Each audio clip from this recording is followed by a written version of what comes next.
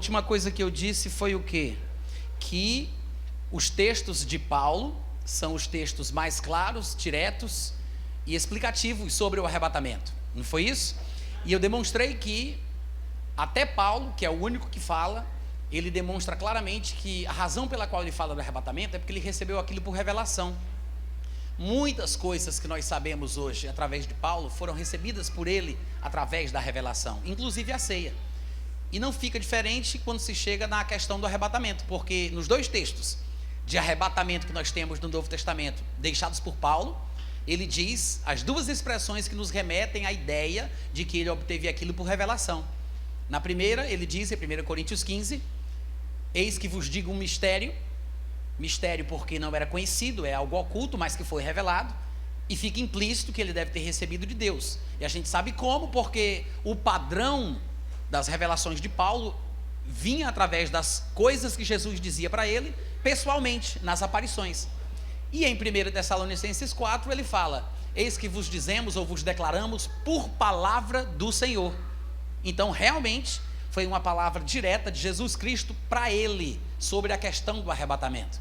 É por isso que é interessante entender que ainda que encontremos textos do Antigo Testamento que possam servir de ilustração para o arrebatamento, nós temos que compreender que o arrebatamento é essencialmente uma doutrina neotestamentária. É uma doutrina do Novo Testamento, mais especificamente ainda abordada e tratada por Paulo, através das revelações que Jesus deu para ele. Quantos estão entendendo o que eu estou dizendo aqui? Também nós vimos o seguinte, que a palavra que é usada por Paulo, que até hoje se popularizou, que é o arrebatamento, a palavra usada por Paulo, não é um termo técnico para o evento em que nós seremos retirados da terra e nos encontraremos com Jesus nos ares.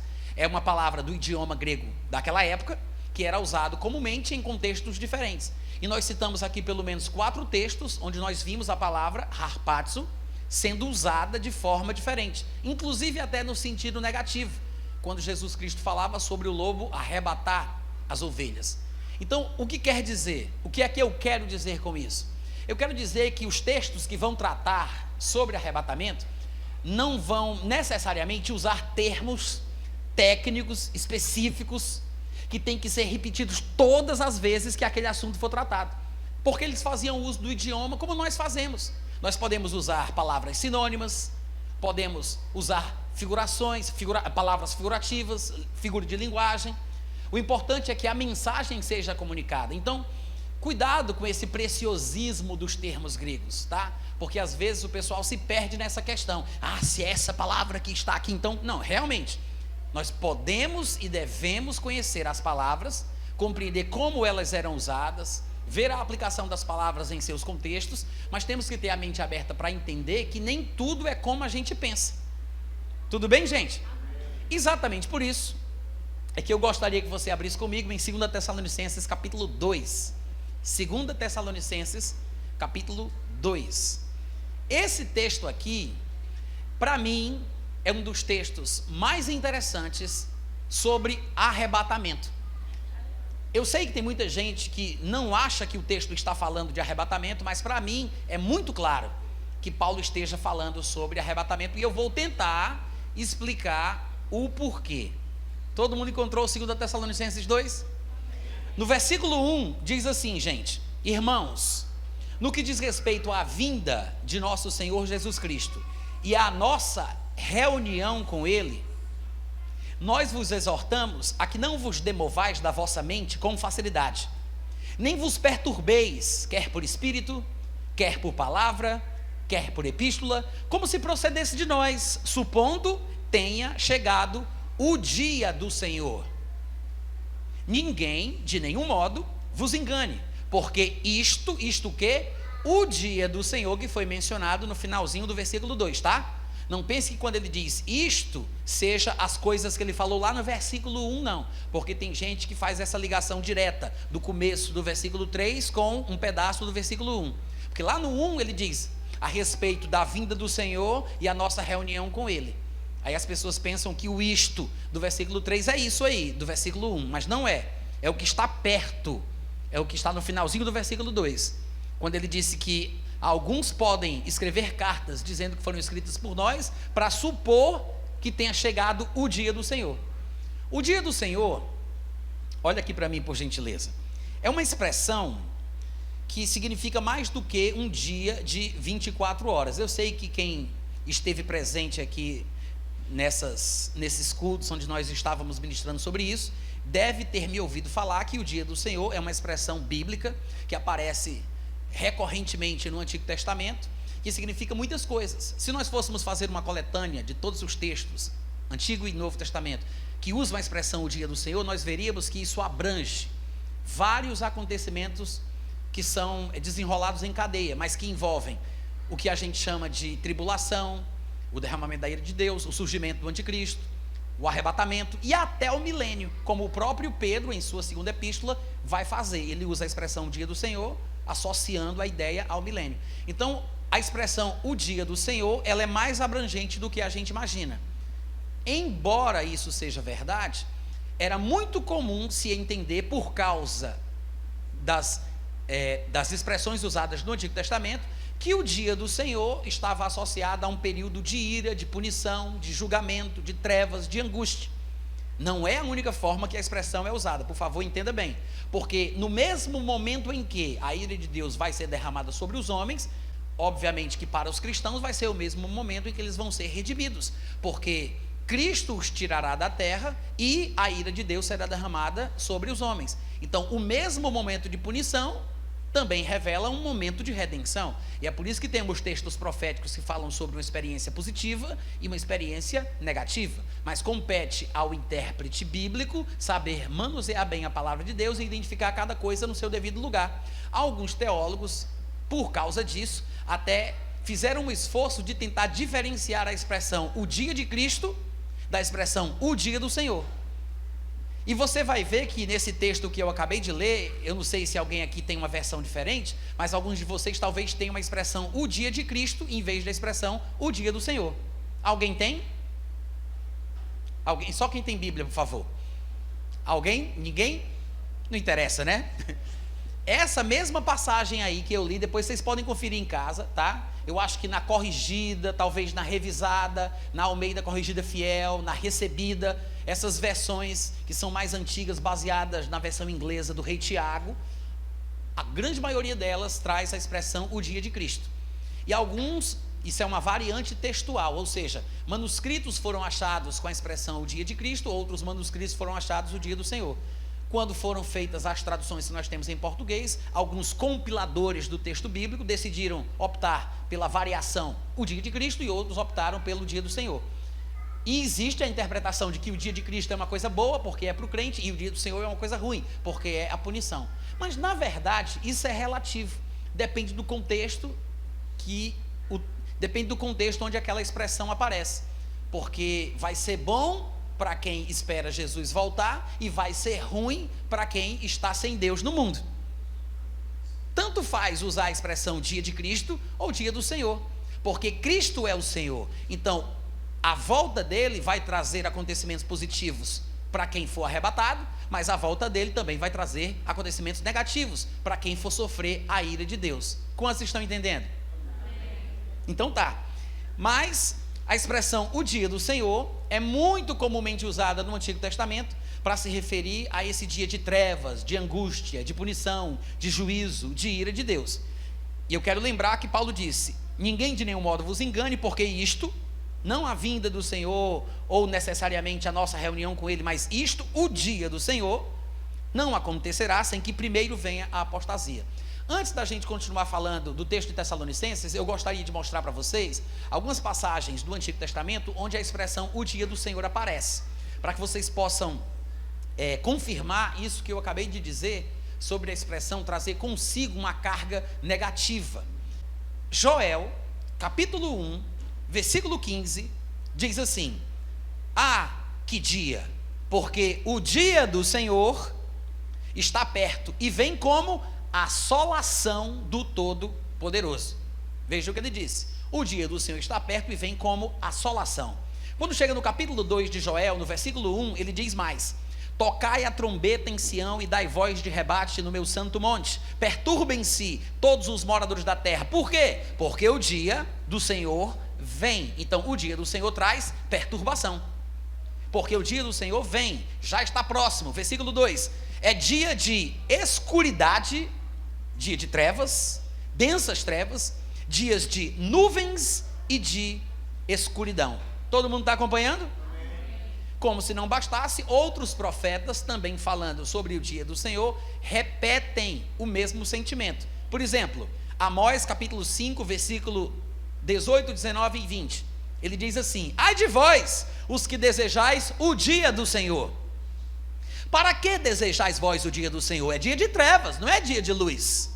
Versículo 19, é assim como se um homem, por exemplo, fugisse de diante de um leão e se encontrasse com ele um urso, ou seja, depois da queda do coice, né?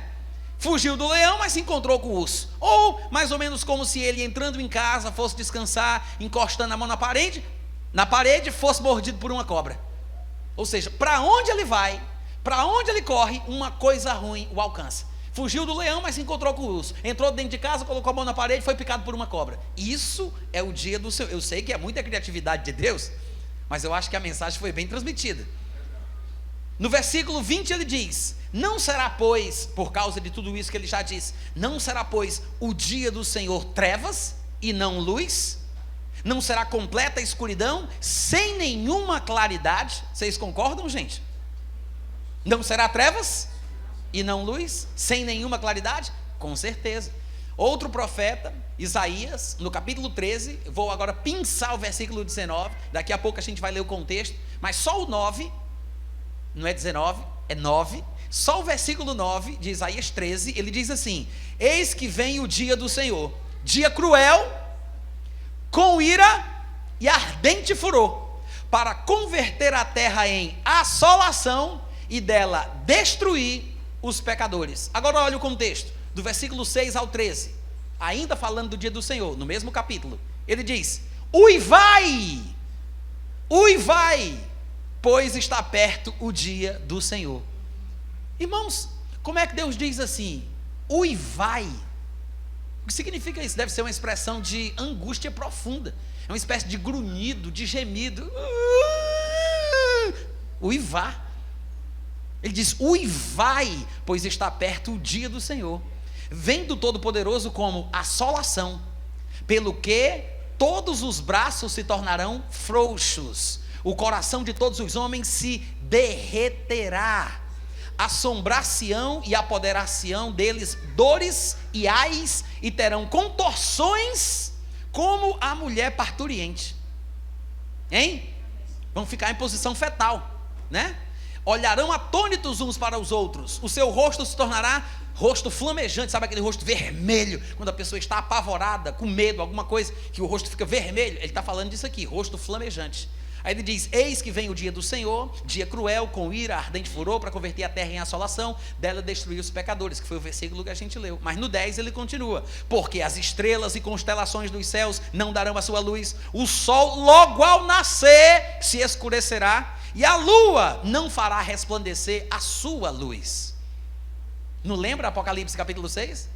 Isso é o dia do Senhor, é o momento da tribulação, é o derramamento da ira de Deus. Aí ele continua no versículo 11: castigarei o mundo por causa da sua maldade, e os perversos por causa da sua iniquidade. Farei cessar a arrogância dos atrevidos, e abaterei a soberba dos violentos. Farei que os homens sejam mais escassos do que o ouro puro, mais raros do que o ouro de Ofir. Portanto, farei estremecer os céus, e a terra será sacudida do seu lugar, por causa da ira do Senhor dos Exércitos, e por causa do dia do seu ardente furor. Uau! É forte ou não é, gente? Sofonias, eu sei que é um livro um pouco difícil de achar, mas fica logo depois, um pouco depois de Gênesis, antes de Apocalipse. No capítulo 1, versículo 14, ele diz assim, olha só, Sofonias 1, 14 e 15.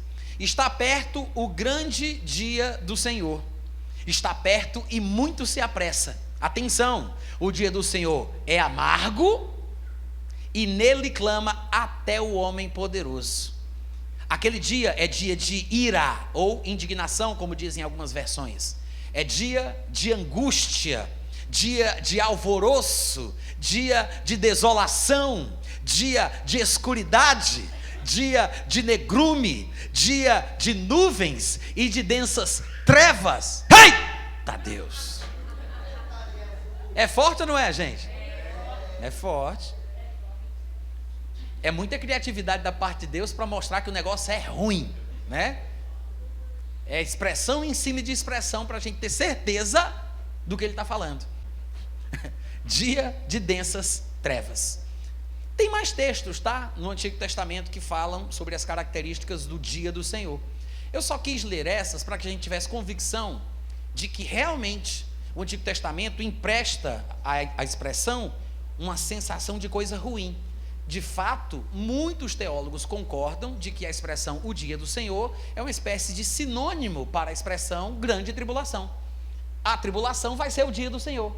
É o momento em que a ira de Deus, a indignação divina, o seu juízo será derramado entre os homens para dela destruir os pecadores, como nós vimos bem descrito nos textos dos profetas. Todo mundo entendeu? Amém.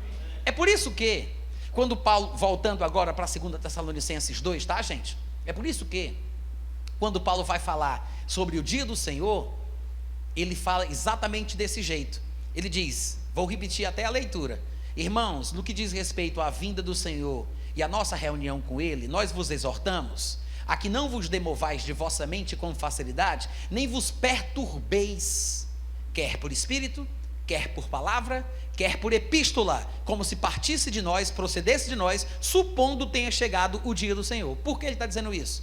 Porque naquela época, gente, vocês têm que entender que não existia imprensa, ainda não existia impressora, HP, não existia máquina de datilografar, não existia xerox. Tudo que era produzido em questões em termos de material literário era feito na mão e era duplicado, replicado na mão. Tudo era manuscrito, o original e o copiado, tudo era feito à mão. Então, naquela época, era muito comum. Hoje em dia o pessoal já faz isso, imagina naquela época. Era muito comum as pessoas pegarem, escreverem uma carta e assinarem no nome de alguém importante para tentar convencer os destinatários da carta. Então, o que se diz é que alguém, para defender uma ideia doutrinária que ele abraçava, escreveu uma carta aos Tessalonicenses, assinando como se fosse o próprio Paulo que estava dizendo aquilo. Porque os judeus cristãos, os judeus não cristãos, estavam perseguindo os judeus crentes, perseguindo os cristãos em todos os lugares, e eles estavam começando a dizer que já estavam experimentando a tribulação. Já era o dia do Senhor, era o juízo de Deus sendo derramado na terra, ou seja, a igreja estaria experimentando a tribulação. Mas se Paulo tinha pregado em 1 Tessalonicenses, que essa aqui é a segunda, mas se ele já tinha dito na primeira carta que nós não passaríamos pela tribulação, que ele não nos destinou para a ira, porque ele nos livra da ira vindoura, e tudo aquilo que ele disse sobre o arrebatamento, lá no capítulo 4 da primeira epístola, então agora, se Paulo estava escrevendo outra carta, dizendo que eles estavam passando pela tribulação, o dia do Senhor, os Tessalonicenses ficaram confusos e perturbados. Entenda que eles não tinham os livros do Novo Testamento num lugar só para poder comparar texto com texto, como nós temos hoje. Não, deixa eu ver se eu entendo o que Paulo disse aqui, lendo outro texto de Paulo, noutra carta que ele escreveu, falando sobre o mesmo assunto. Eles não tinham o Novo Testamento. Era tudo muito no começo ainda, vocês entendem isso? Então, alguém escreveu uma carta em nome de Paulo, dizendo uma coisa que Paulo não tinha dito. Aí Paulo, para poder explicar para os Tessalonicenses que não é isso que ele ensinava, ele diz: não vos demovais facilmente da vossa forma de pensar, quer por espírito, quer por palavra, quer por epístola, como se procedesse de nós, como se fosse a gente que estivesse dizendo isso. Porque algumas pessoas diziam que tinham tido visão, ou uma revelação espiritual, ou tinham um argumento, eloquência e retórica. Ele disse: não importa se é por espírito, se é por palavra, ou mesmo que alguém diga que tem uma carta que a gente escreveu falando sobre isso. Ele disse: não interessa, porque isto, o dia do Senhor, não acontecerá sem que primeiro venha a apostasia. Paulo está dizendo que a tribulação não começa enquanto a apostasia não acontecer. Todo mundo concorda comigo? A palavra primeiro aqui em nossas Bíblias é a palavra proton, da onde vem protótipo, que significa antes de todas as coisas, antes de tudo, antes de qualquer coisa tem que vir a apostasia. O problema é, o que significa a palavra apostasia? o que esta palavra, na época em que ela foi usada por Paulo aqui, significava ou queria dizer, para que Paulo dissesse que antes de qualquer coisa tinha que vir a apostasia. Hoje em dia, presta atenção, hoje em dia nós temos um sentido de apostasia bem diferente do seu sentido original. Nós usamos hoje de forma muito comum a palavra apostasia como se fosse do idioma português, num sentido muito restrito e muito específico. Como é que a palavra apostasia é usada em português, gente? O que significa apostasia em português? Podem falar, o que significa? O que é que significa? Abandono, desvio, heresia, se revoltar contra Deus, deixar a fé, não é isso? Apostasia não significa isso na nossa cabeça? Só que esse é o sentido que a palavra ganhou na língua portuguesa. Mas essa palavra apostasia, ela tem uma origem do idioma grego. Tanto é que ela não é uma tradução do grego para o português. Ela é o que se chama de transliteração. Há 3 coisas diferentes: interpretação, tradução e transliteração. Interpretar é aplicar o sentido da palavra original dentro de um contexto de outro idioma. Traduzir é dizer o que aquela palavra significa, a despeito da melhor palavra a ser usada de forma interpretativa. E transliteração é quando você nem interpreta e nem traduz. Você substitui cada fonema da palavra original para o fonema do idioma correspondente. Ou seja, pegou-se o alfa, o pi e assim por diante. Apostasia, cada letrinha por letrinha do idioma grego, pegou-se letrinha por letrinha e colocou-se na letra correspondente do português. O alfa foi substituído pelo A, o rho foi substituído pelo, não, o pi foi substituído pelo P, o ômicron foi substituído pelo O sigma foi substituído pelo S, o tal foi substituído pelo T, o alfa mais uma vez pelo A, o sigma pelo S, o iota, é iota? Acho que é iota, foi substituído pelo I, e o alfa, mais uma vez, substituído pelo A. Ou seja, a apostasia não é uma tradução, é uma transliteração. É literalmente a mesma palavra com o nosso alfabeto, com os nossos sons, com as nossas letras. Quem está entendendo? Essa é a palavra apostasia. Mas o significado desta palavra, no nosso idioma, significa abandonar a fé, se desviar, cometer uma heresia, se revoltar contra Deus, uma rebelião, alguma coisa assim no sentido religioso. Mas essa palavra não significava isso naquela época. Às vezes, gente, nós temos que entender que isso acontece. Quando a língua é viva, as palavras vão ganhando significados diferentes, à medida que o tempo passa, da forma que ela vai sendo usada, dentro das sociedades e das culturas. Quer ver uma coisa bem engraçada que aconteceu com uma palavra do idioma português, que fez com que a palavra mudasse o sentido? Quem aqui sabe o que é autópsia? Autópsia, o que é, Liz? Você pega um corpo morto, você abre ele, o cadáver, para examinar alguma coisa, né? Todo mundo concorda com a Liz? Sim, autópsia significa isso no uso comum, mas o sentido etimológico da palavra não é esse. O significado da palavra não é esse. A palavra auto significa em si mesmo, ou por si mesmo, como automóvel, ele se locomove por si mesmo, né? Autoexame seria diferente, porque auto é em si e ópsi é exame, mas autoexame não pode ser uma autópsia. Aliás, a autópsia é autoexame, mas se for para fazer o exame no morto é necrópsia. Necro é morto, de onde vem a palavra necromante, e ópsi é exame. Então a palavra certa para se falar sobre exame no morto não é autópsia, é necrópsia. A autópsia, a não ser que você seja o próprio morto, claro, mas aí não faz sentido. Mas autópsia é autoexame. Mas nós usamos a palavra autópsia no português, todo mundo, quando ouve, entende que é exame do morto, mesmo que não seja o seu sentido etimológico.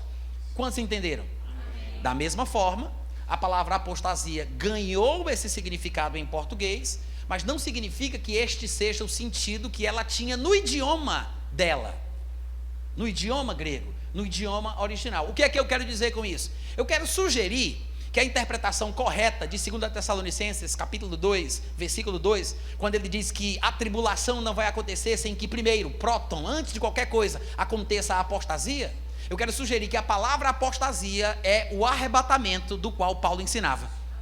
Por quê? Porque a palavra apostasia, se a gente for falar do sentido da palavra, significa separar-se, afastar-se, significa partir, retirar-se. Esse é o significado. A palavra apostasia é formada por duas palavras gregas, uma preposição apo e risteme. Essa palavra apo aparece em outras palavras famosas também no meio cristão, como por exemplo, apocalipse. É a mesma palavrinha apo de apostasia. Apocalipse, o que significa? Apo significa para longe de, para fora de, retirado de, apo. E a palavra calipto, que forma a palavra apocalipse, significa sombra. Então, apocalipse é tirado para fora das sombras, colocado longe das sombras. Se está longe das sombras, está na luz. Se está às claras, é revelado. É por isso que o nome é revelação. Apocalipse, tirado para fora das sombras. A palavra apóstolo é a mesma preposição apo, de tirar para fora de, para longe de, retirado de, e estelo, apostelos, que é a palavra estelo, significa colocado, posto, preparado. É como se fosse alguém preparado para longe, que é daí que a gente fala que o apóstolo é alguém que é enviado. Não é uma pessoa que vai, é uma pessoa que vai preparada, é uma pessoa comissionada, enviada por alguém. Da mesma forma, a palavra apostasia, ela é formada pela preposição apo, que significa para longe de, para fora de, retirado de, e risteme, que significa firmar, fixar, estabelecer. Então, a palavra apostasia significa estabelecer-se longe de, ou, trocando em miúdos, retirar-se, partir, separar-se. Vocês estão entendendo? Agora, outra coisa que eu preciso dizer, importante para esse estudo, é o seguinte: a palavra apostasia, ela vai aparecer no Novo Testamento grego em 3 classes gramaticais diferentes. Vamos agora, vamos ativar o nosso supletivo aí, hein, gente? 3 classes gramaticais diferentes. O que são classes gramaticais? São as classes das palavras que elas se encontram em determinada frase. Por exemplo, nós do português nós temos o substantivo, o verbo, o adjetivo, o artigo, o pronome, o numeral, a preposição, a conjunção, a interjeição e o advérbio. São 10 classes de palavras. Cada idioma tem as suas formas de distribuir estas classes e os seus nomes para designar cada uma delas. No grego, por exemplo, eles têm coisas que nós não temos. Eles têm o que é chamado de substantivo neutro. Nós não temos substantivo neutro no português. Temos, mas está inserido dentro do substantivo masculino, porque como o português é uma língua neolatina, que veio do latim, e o latim tinha ficou estranho, mas é isso mesmo. O latim tinha o substantivo masculino, o substantivo feminino e o substantivo neutro. Mas quando foi passar para o português, o neutro e o masculino se misturaram numa coisa só. É por isso que, por exemplo, quando nós vamos falar sobre um grupo de pessoas formado por homens e por mulheres, que seria o masculino e o feminino, nós dizemos: todos eles ou todos chegaram cedo.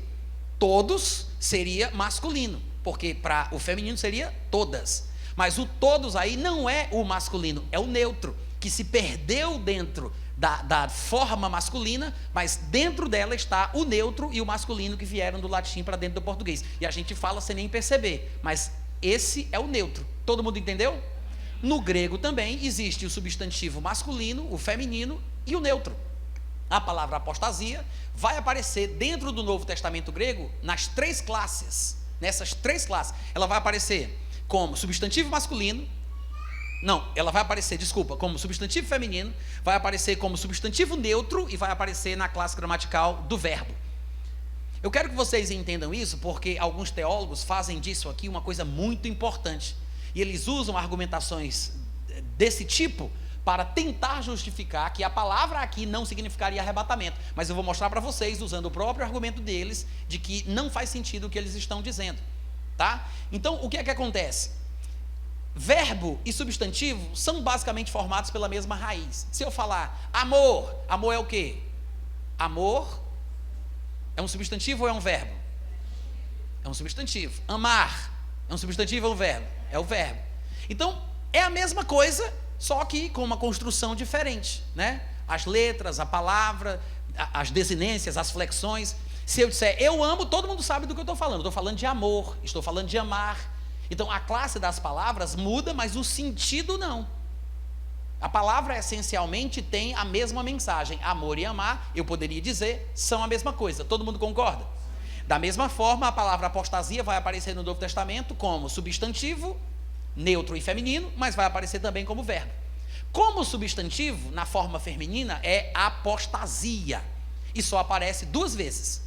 Uma delas é 2 Tessalonicenses 2:3, que a gente acabou de ler, e a outra é é Atos 21:21. Muitos dizem que essas são as únicas ocasiões em que a palavra apostasia aparece.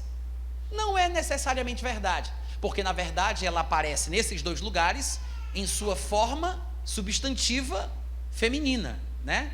Mas ela vai aparecer em outros lugares, em outras formas também. E o significado vai ser sempre o mesmo. Por exemplo, como substantivo neutro, ela aparece 3 vezes. Essas 3 vezes são Mateus 5:31, Mateus 19:7, Marcos 10:4.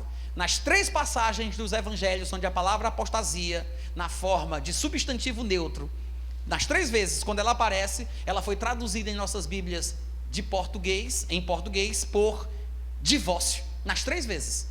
Veja, eu vou ler aqui Mateus 5:31. Também foi dito, aquele que repudiar sua mulher, dê-lhe carta de apostasion. É a palavra. Só que no português, em todas as Bíblias, vai ter carta de divórcio. Porque divórcio dá a entender o quê? Separação de corpos. Dá a ideia de retirada, de separação. Todo mundo concorda? Todas as passagens que traduziram a palavra apostasia como substantivo neutro, traduziram por divórcio, que dá a ideia de separação. A palavra na forma verbal, ela vai aparecer 15 ou 14 vezes em todo o Novo Testamento. Ela se apresenta da forma, é apisteme a palavra, é a mesma, só que na forma verbal, apisteme. Essa palavra aparece 14 ou 15 vezes em todo o Novo Testamento. As aparições são em Lucas 2:37, Lucas 4:13, Lucas 8:13, Lucas 13:27, Atos 5:37, Atos 5:38, Atos 12:10, Atos 15:38, Atos 19:9, Atos 22:22, 2 Coríntios 12:8, 1 Timóteo 4:1, que é bem conhecida, vocês devem lembrar, que é aquela passagem que diz: o Espírito afirma expressamente que nos últimos tempos alguns apostatarão da fé, né, por obedecerem a espíritos enganadores. Aí ele fala, 2 Timóteo 2:19 e Hebreus 3:12. Todas essas passagens é a palavra apisteme, que é a palavra apostasia na forma verbal. Apostatarão da fé, como diz 1 Timóteo 4:1. Mas tem o mesmo significado. Então, para a gente poder entender o uso dessa palavra, a gente tem que fazer uma vistoria em todas as vezes que ela aparece. A gente não pode simplesmente selecionar a que a gente quer, que é da nossa preferência, e dizer, aqui ela está sendo usada desse jeito, então ela só pode significar isso. Porque lá em Atos 21:21, onde ela aparece na sua forma verbal, ou na sua forma nominal, o substantivo feminino, fala sobre o povo se afastar de Moisés. Aí parece o significado de heresia, de deserção, de rebeldia, de revolta, de desvio. Aí eles pensam que só pode ser usada nesse sentido. Então, 2 Tessalonicenses só pode estar falando sobre uma apostasia futura, no sentido de se afastarem de Jesus, de deserção, de revolta, de rebeldia, de desvio, esfriamento e assim por diante. Mas todos esses textos, essas referências que eu citei, devem ser usadas, independente da classe gramatical em que a palavra aparece. Vocês estão entendendo? Vamos pegar, por exemplo, aqui a forma verbal da palavra apostasia, apisteme, que aparece 15 ou 14 vezes no Novo Testamento. De todas essas vezes, presta bem atenção, só 3 dessas vezes, será que eu marquei aqui o cronômetro? Marquei. De todas essas vezes, apenas 3 delas aparecem no sentido de afastamento espiritual, ou seja, esfriamento da fé, revolta contra as coisas de Deus, rebelião, só 3 vezes. Essas 3 vezes são 1 Timóteo 4:1, que eu li aqui agorinha para vocês, alguns apostatarão da fé, mas veja que mesmo quando se fala sobre a apostasia ser um afastamento espiritual, ele precisa classificar esse afastamento, de que a pessoa está se afastando. É por isso que ele diz, apostatarão da fé. Se apostatar já significasse se desviar de Deus, esfriar espiritualmente, se desviar doutrinariamente, se afastar da fé, ele não precisaria ter classificado: apostatarão da fé. Todo mundo entendeu?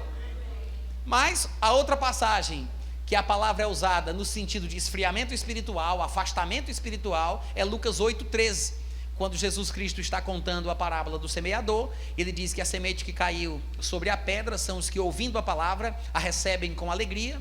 Estes, porém, não têm raiz, creem apenas por algum tempo e na hora da provação se desviam. A palavra aí é apisteme, é apostasia na forma verbal, no sentido espiritual, de deserdar, de abandonar, de se desviar. E a outra passagem é Hebreus 3,12. Tende cuidado, irmão, jamais aconteça haver em qualquer um de vós perverso coração de incredulidade que vos afaste. A palavra aí é apostasia, que vos afaste do Deus vivo. Pronto. Essas três passagens, 1 Timóteo 4,1, Lucas 8,13 e Hebreus 3,12, são as únicas passagens do Novo Testamento em que a palavra apostasia, na forma verbal, aparece no sentido de esfriamento espiritual, de desvio espiritual, afastamento doutrinário. Todas as outras 11 ou 12 vezes, se forem 14 ou 15 vezes que a palavra aparece, todas as outras vezes aparecem no sentido de afastamento físico. Vocês estão entendendo, gente? Por que eu estou querendo mostrar isso para vocês? Porque o afastamento físico era o padrão, era a regra, era a forma mais comum em que a palavra era usada. E se isso estiver comprovado pelos exemplos dos textos que a gente vai ver aqui, pelo menos alguns deles, por que então a gente não vai interpretar 2 Tessalonicenses 2:3 da mesma forma que a palavra foi usada das outras vezes? Provavelmente Paulo está falando ali sobre uma separação física, sobre um afastamento físico, e não sobre um desvio doutrinário ou um desvio espiritual, mas ele provavelmente, como eu vou sugerir, está falando da retirada, da partida, da separação dos crentes deste mundo, que é o que nós chamamos de arrebatamento. Amém, gente? Então vamos dar uma olhadinha em algumas das passagens onde a palavra apostasia na forma verbal aparece no Novo Testamento com o sentido de afastamento físico, tá?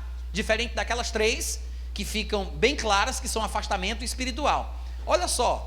Por exemplo, Lucas 2,37 diz assim: e era viúva Ana, no nascimento de Jesus, de quase 84 anos, e não se afastava do templo. Ou seja, a palavra que aparece aí é apisteme, apostasia na sua forma verbal. A mulher não apostatava do templo. Isso é o sentido espiritual e doutrinário, gente? Não, é o sentido de não se distanciar fisicamente, estava sempre lá, ou como nós dizemos hoje em dia, era viva e morta dentro do templo. Todo mundo entendeu?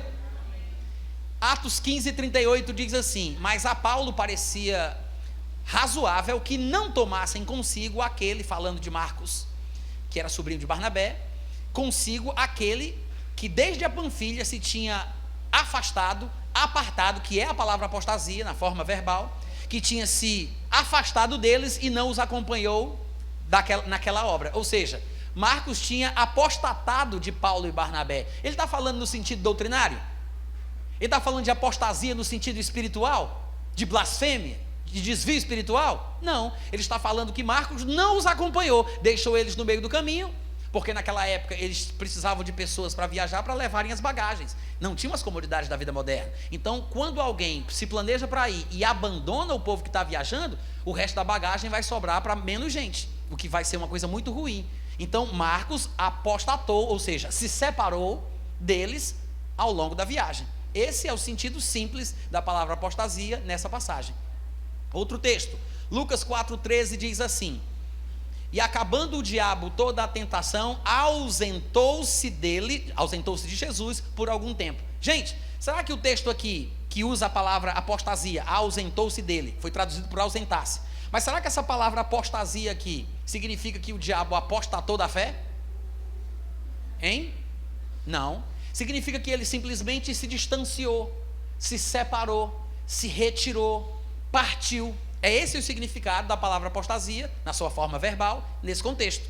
E 2 Coríntios 12:8, o nosso último exemplo, diz: acerca do qual orei 3 vezes ao Senhor para que se desviasse de mim. falando daquele mensageiro de Satanás que o esbofeteava dia após dia, para que ele não tivesse êxito por causa das revelações que ele tinha recebido de Deus, para que ele não pudesse obter uma glória, um alcance ainda maior.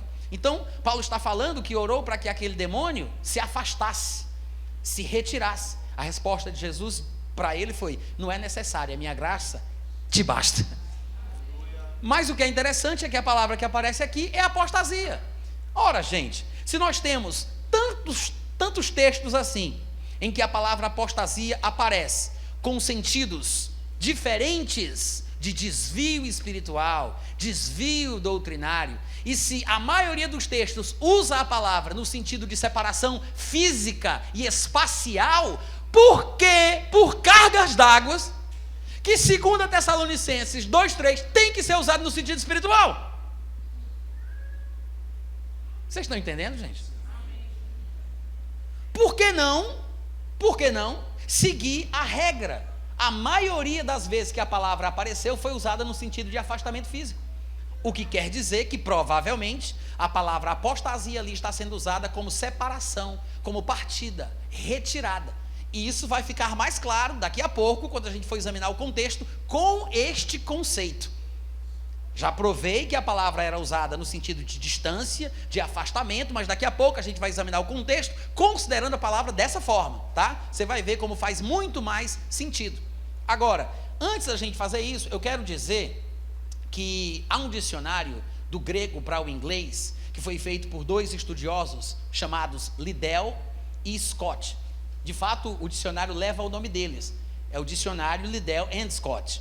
E eles falam dessa palavra apostasia, que é uma palavra grega, e eles falam que o sentido dela, em primeiro lugar, pode ser deserção, revolta, pode ser rebelião contra Deus, mas também pode ser partida, saída, afastamento, desaparecimento, pode ser distinção e pode ser distância. E nós temos alguns registros que servem de testemunho externo, porque é um livro de um homem do mundo. Vocês já devem ter ouvido falar de Arquimedes. Arquimedes foi um homem que viveu entre os anos 287 e 212 a.C. E ele escreveu um livro, na sua língua, que era o grego, chamado O Contador de Areia, traduzindo para o português. No livro que ele escreveu em grego, ele usa em um determinado trecho a palavra apostasia. Só que ele usa a palavra apostasia com o sentido de distância. Eu não sei o que significa isso que ele está dizendo aqui, mas a parte do texto é a seguinte: a circunferência na qual a Terra deve girar tem a mesma proporção da distância das estrelas fixas, assim como o centro de uma esfera da sua superfície. Não sei o que significa isso, mas a palavra distância aparece aqui. Apostasian é a palavra usada no grego no livro original. Gente, tudo isso nos mostra que a palavra apostasia era de fato usada dessa forma, não somente no ano 200 a.C., como fez Arquimedes, mas também no período patrístico, depois de Cristo, de Paulo. No período patrístico a palavra apostasia também foi usada assim, e é colocada dessa forma em outro dicionário em inglês, que agora eu infelizmente não lembro o nome. Mas o que é interessante é que, com tantos testemunhos como estes, nós devemos ter confiança de interpretar a palavra apostasia sem medo nenhum, como partida, retirada, distância, separação. Vocês concordam comigo? Independente dela aparecer na forma verbal ou na forma nominal, o significado é o mesmo, assim como amor e amar. E uma prova disso que eu estou falando seria a minha própria versão revista e atualizada de João Ferreira de Almeida, da passagem Atos 21:21, que é a segunda passagem onde a palavra apostasia aparece como substantivo feminino. A minha versão revista e atualizada traduziu assim: foram informados a teu respeito que ensinas todos os judeus entre os gentios a apostatarem. Coloca aí esse texto para ver como é que tem a versão que está aí. Coloca aí, Atos 21:21. Aqui na minha versão, revista e atualizada, eles traduziram como verbo, apartarem. Vai dar no mesmo. Eles não usaram apostasia, mas usaram uma tradução, que é se apartar, que tem o mesmo significado. Mas veja que a classe da palavra mudou, porque no texto grego é um substantivo feminino, que os teólogos usam para dizer que substantivo feminino como apostasia só é usado para falar sobre heresia, sobre esfriamento e afastamento espiritual. Eles dizem isso, mas isso é tolice, porque os próprios tradutores dessa versão e da minha versão optaram por substituir o substantivo original grego por uma palavra que na verdade é um verbo no português, apartarem. Paulo ensinava os judeus a se apartarem, na minha Bíblia diz a apostatarem, o que é um verbo, mas tem o mesmo significado, porque amar e amor, independente da classe de palavra, é a mesma coisa, gente. Vocês entendem isso? Eu sei que o caldo está mais grosso hoje, mas eu precisava falar isso, deixar registrado, porque isso é muito importante. Se você quer ter base e fundamentação bíblica real, você precisa entender esse paranauê aqui todinho, para você ter como argumentar contra aqueles que podem roubar a tua fé, porque a interpretação que eles fazem de 2 Tessalonicenses é totalmente estranha a tudo isso que eu estou passando aqui para vocês, tá bom, gente? Então veja, Atos 21 diz: foram informados a teu respeito, Paulo, que ensinas todos os judeus entre os gentios a se apartarem ou a apostatarem de Moisés, dizendo-lhes que não devem circuncidar os filhos, nem andar segundo os costumes da lei. Então, tanto a palavra significa se afastar, como, mesmo sendo substantivo, pode ser substituído por um verbo, como aconteceu na versão que eu acabei de ler. O que interessa é que a gente saiba que o texto de 2 Tessalonicenses está falando sobre uma separação, sobre uma partida, sobre uma retirada, que nessa interpretação que eu estou sugerindo é o arrebatamento. Aí você vai me dizer: Natan, mas tem alguma versão em português que faça uso dessa lógica, desse raciocínio? Você pode me indicar alguma Bíblia em português que fale assim? Nós temos algumas Bíblias em português, talvez não muito conhecidas, porque a gente não tem acesso, a não ser quem tem dispositivo Android, porque no Android nós temos uma Bíblia, um aplicativo de Bíblia chamado MySword, que tem 40 versões em português, e entre elas você vai ter várias, e algumas delas lá trazem essa tradução, como por exemplo a literal do texto tradicional, que talvez você não encontre em outro lugar, a não ser para este aplicativo do Android, literal do texto tradicional. E lá tem a palavra retirada. A tradução para o português nessa Bíblia é retirada. Mas vamos para a história das traduções desta passagem, que aí é onde fica interessante. A primeira tradução do Novo Testamento grego para outra língua, foi a Bíblia Vulgata, que é uma Bíblia em latim. Essa Bíblia foi traduzida no século IV por um homem chamado Jerônimo. Vulgata é uma alusão ao termo vulgar, comum. Era a língua falada comumente por todos os povos naquela ocasião, que é por isso que ele colocou o nome de Vulgata, porque era uma língua comum, uma língua vulgar, falada por todos. Nessa tradução, Jerônimo, ele traduziu 2 Tessalonicenses 2:3, a palavra apostasia, pela palavra retirada. Ele colocou a palavra latina dissessio, que significa partir, partida. Ele colocou assim. Veja você, uma das mais antigas versões do Novo Testamento grego já usou a palavra partida. Na verdade, muitas versões em inglês foram publicadas, as mais antigas, com a palavra partida. Eu vou citar algumas versões, se vocês quiserem conferir e procurar depois. Algumas delas estão no aplicativo MySword, tá? Ou naqueles antigos aplicativos S-Word, The Word também. Algumas versões que traduziram essa palavra por retirada são versões em inglês. Wycliffe Bible, que foi publicada em 1384.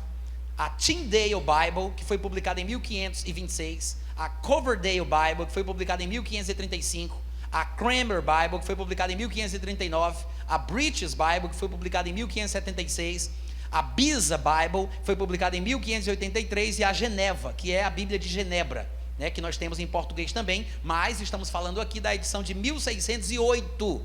Estas edições, estas Bíblias que foram lançadas antigamente, todas elas trouxeram uma variante ou outra da palavra departure, que é partida, retirada, partida, em inglês, todas elas. Isso só mudou quando, pela primeira vez na história, a Igreja Católica fez uma versão chamada Reims Bible. É a primeira versão católica onde eles pegam a palavra apostasia e traduzem por revolta, rebeldia, porque eles queriam fazer uma alusão aos protestantes que tinham se retirado do meio católico. Essa Bíblia foi publicada no ano de 1576. Eles traduziram a Bíblia da Vulgata para o inglês e colocaram a palavra revolta no lugar da palavra partida, retirada, que seria a tradução correta para apostasia. Com isso, veio uma versão muito popular que serviu de padrão dali para frente para todas as outras, que foi a versão do rei Tiago, a King James. A versão do rei Tiago. Em 1611, então, lançaram a King James. O que foi que eles fizeram? Já é uma versão protestante, mas na King James eles pegaram o versículo 3, a palavra apostasia, e traduziram por revolta, rebelião, rebeldia. Mas agora o que eles queriam dizer é que a Igreja Católica tinha se desviado da verdade. Ou seja, tanto os católicos com a sua versão, quanto os evangélicos com a sua versão, usaram a palavra rebeldia e revolta para acusar um ao outro. Foi uma motivação muito mais teológica do que exegética, que fez com que a palavra saísse da tradução correta, que era partida, retirada, separação, para significar rebeldia, deserção, revolta, incredulidade, esfriamento espiritual. Quantos estão entendendo? Foi assim que aconteceu ao longo da história, e é por isso que hoje nós temos essa confusão. Mas se você abrir 2 Tessalonicenses, juntamente comigo aí no capítulo 2, e formos observar o contexto, entendendo a palavra apostasia que está lá como separação, como retirada, como partida, você vai ver que a coisa fica bem diferente. 2 Tessalonicenses, capítulo 2, eu vou ler desde o 1, para a gente poder observar. Lembra disso, tá? Quando chegar lá na palavra apostasia, lembra do que a gente falou, do seu real significado. Ele diz: irmãos, versículo 1, no que diz respeito à vinda do nosso Senhor Jesus Cristo e à nossa reunião com Ele, essa palavra reunião aí é a palavra epsinagogue, de onde vem a palavra sinagoga, que fala sobre ajuntamento ou congregação, né? É da onde vem a palavra que foi traduzida por reunião. Muito provavelmente, ele está falando sobre o nosso encontro com Jesus no arrebatamento. Então ele fala, com respeito à vinda de nosso Senhor Jesus Cristo e à nossa reunião com Ele, nós vos exortamos a que não vos demovais da vossa mente com facilidade. Ou seja, ele tinha falado em 1 Tessalonicenses, ele tinha falado, quando estava presente, sobre o arrebatamento pré-tribulacional. Só que algumas pessoas estavam dizendo que Paulo estava escrevendo que eles estavam na tribulação, já estavam no dia do Senhor, já estavam experimentando o juízo. Aí Paulo diz: gente, por favor, não muda a forma de vocês pensarem assim tão facilmente, não. Não vos perturbeis, quer por espírito, quer por palavra, quer por epístola, até como se fosse a gente que tivesse escrito essa epístola, supondo que já tenha chegado o período da ira de Deus, da tribulação, do dia do Senhor, como a gente viu. Aí no versículo 3 ele fala: ninguém de nenhum modo vos engane, porque isto, o dia do Senhor, não o arrebatamento do versículo 1, mas isto, o dia do Senhor, a tribulação, o juízo de Deus, isto, ninguém vos engane, porque isto não acontecerá sem que, primeiro, antes de qualquer coisa, venha a retirada, e aí sim seja revelado o homem da iniquidade. Ou seja, a tribulação não pode começar enquanto a igreja não sair. Não pode acontecer a tribulação enquanto não houver a retirada, a partida do corpo de Cristo da terra. Que é esse o significado da palavra apostasia aqui. Lembre-se que a palavra harpazo, que é traduzida para o português como arrebatamento, não é um termo técnico que tem que aparecer somente quando se fala sobre o arrebatamento. Não é. Tem um significado dentro do seu próprio contexto. A palavra apostasia se encaixa muito bem, porque significa partir, separar-se, ser retirado. E Paulo está falando, não tem como a tribulação começar antes da igreja ser retirada. Como é que a gente pode ter certeza pelo contexto que ele está falando sobre a partida, a retirada do corpo de Cristo? Bom, porque ele vai repetir a mesma coisa pelo menos mais 2 vezes com palavras diferentes, e é aí onde a gente mata a charada. Veja o que ele diz no versículo 4. Ele diz: esse filho da perdição, esse filho da iniquidade, homem da iniquidade, se opõe e se levanta contra tudo que se chama Deus ou é objeto de culto, a ponto de assentar-se no santuário de Deus, ostentando-se como se fosse o próprio Deus. Veja que ele não vai dizer que é Deus, ainda que algumas versões sugiram isso, mas ele vai fazer uma coisa como se fosse o próprio Deus, ou seja, uma coisa que só Jesus, que é o Messias, o verdadeiro representante da divindade, pode fazer. Então ele vai agir de uma forma que, segundo a perspectiva de Paulo, é como se ele fosse o próprio Deus. Ele não vai dizer que é Deus, porque lá em Daniel fala que ele vai servir a um Deus estranho, e com a ajuda deste Deus estranho, ele vai atacar as grandes fortalezas, as grandes potências mundiais. Então o anticristo é um homem que não diz que é Deus, mas que crê em um Deus estranho, um Deus que não foi conhecido pelos seus pais, a quem ele vai servir como qualquer adorador faz, com ouro, pedras preciosas, com prata. Está escrito lá em Daniel, depois você pode ler, Daniel capítulo 11 todo. Então ele vai se sentar no santuário de Deus, ostentando-se como se fosse o próprio Deus. Aí ele diz: vocês não se lembram de que quando eu estava convosco eu costumava dizer-vos estas coisas? E agora sabeis o que o detém. Gente, quando Paulo diz assim, e agora vocês sabem o que detém ele, e agora vocês sabem, é porque ele só pode ter falado agora sobre o que impede ele de se manifestar. Não é verdade? Ele deve ter falado alguma coisa aqui nos versículos para trás, que ele revelou o que é que detém ele, porque ele fala e diz, e agora vocês sabem o que o detém. O que foi que ele disse que justifica esse argumento? Agora vocês sabem o que o detém. Ele disse, não vai acontecer o período da tribulação, o homem da iniquidade não vai se manifestar, enquanto a igreja não for retirada. Então, só que agora ele usa uma expressão diferente. Ele diz, agora vocês sabem o que o detém. O que fica implícito é que, enquanto a igreja estiver aqui, a igreja detém a operação da iniquidade, detém a ação do reino das trevas. A presença da igreja detém o anticristo. Mas agora vocês sabem o que o detém, para que ele seja revelado somente em ocasião própria.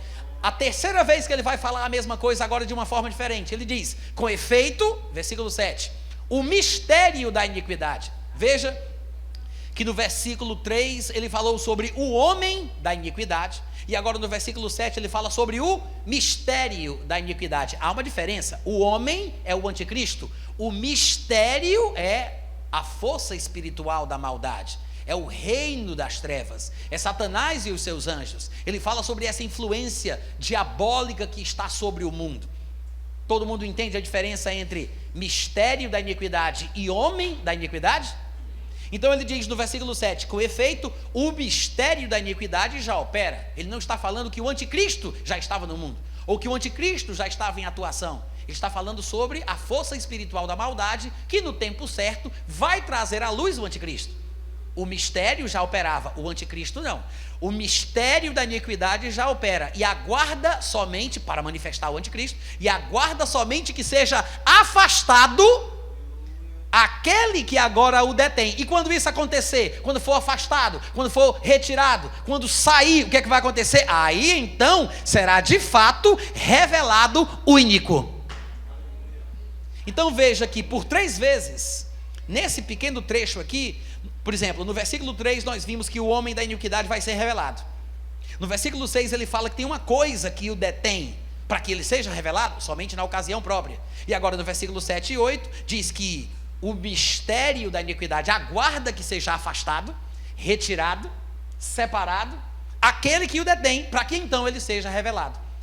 3 vezes ele diz que o anticristo vai ser revelado, mas nas 3 vezes ele usa uma expressão, depois usa outra expressão, o que nos ajuda a interpretar a primeira aparição delas, que é a palavra apostasia, que não poderia significar rebeldia, abandono da fé, deserção espiritual, desvio doutrinário.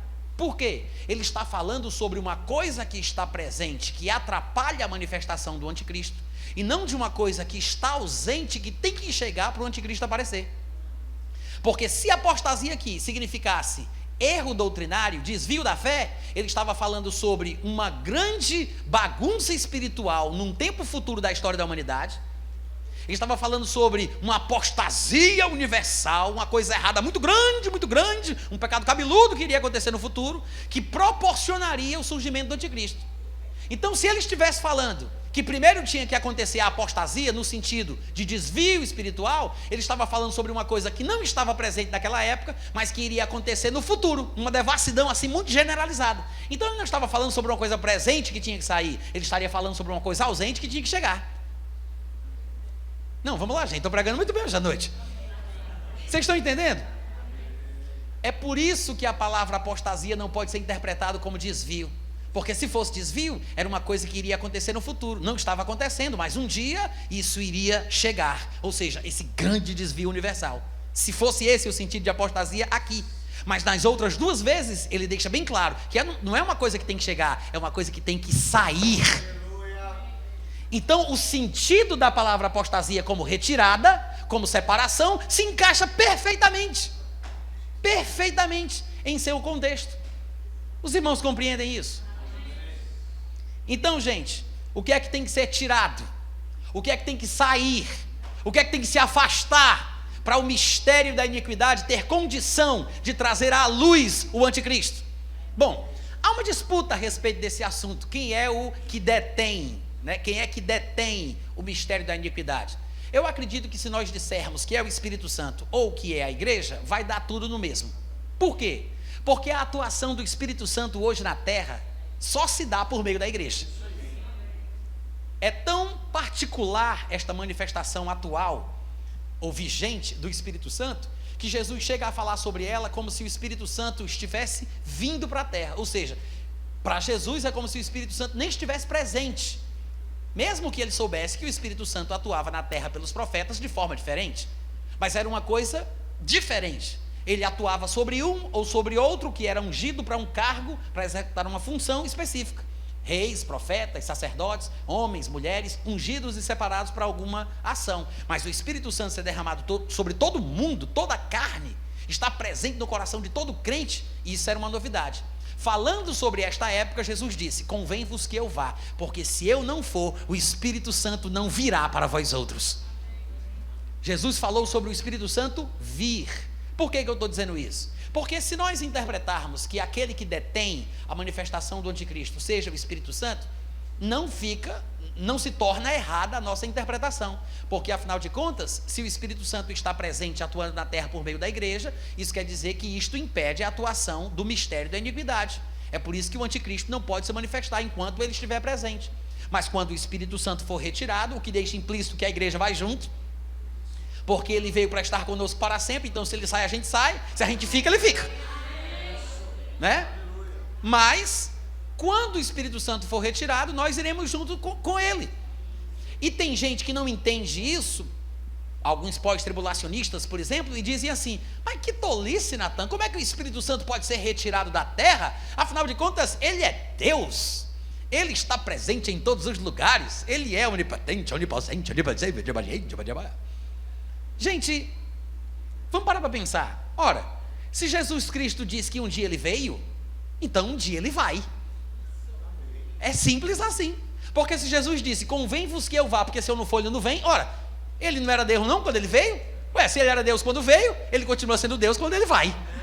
Se ele pode vir, então ele pode ir. Se ele pode vir, então ele pode sair, gente. Claro que sim. Se um dia ele veio, um dia ele vai se retirar. Na mesma lógica.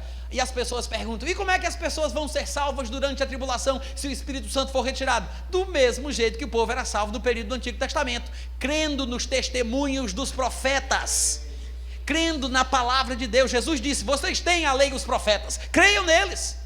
No período da tribulação, 2 grandes profetas, no estilo do período do Antigo Testamento, estarão na terra testemunhando com sinal, com poder, com fogo. Muita gente vai se converter durante a tribulação pela pregação desses homens de Deus. O Espírito Santo não vai poder ser recebido como hoje, no período da igreja, em que a pessoa é cheia do Espírito Santo e fala em outras línguas, como a Bíblia testemunha. Ninguém vai ter essa experiência, porque ele vai ter se retirado, esta dispensação vai ter findado, mas não quer dizer que o Espírito Santo não estará aqui atuando. Antes dele vir, ele não estava atuando na terra, atuando no mundo, atuando sobre os homens, demonstrando o poder de Deus. Nós temos histórias no Antigo Testamento das manifestações do Espírito Santo. Lá no versículo 1 de Gênesis diz que o Espírito Santo pairava sobre as águas. Por que ele não pode ir e continuar fazendo o que ele fez antes dele ter vindo?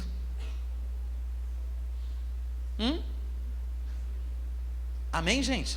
Amém. Não quer dizer nada esse argumento que eles usam. O fato é que a igreja vai ser retirada da terra com o Espírito Santo, porque a tribulação não pode começar antes de acontecer a retirada, a partida, a separação. Ô glória! Amém, gente? Vocês entenderam isso?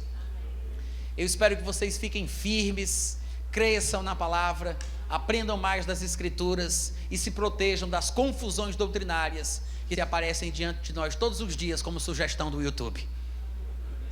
Deus guarde o coração de vocês. Obrigado pelo carinho, viu, gente? Obrigado.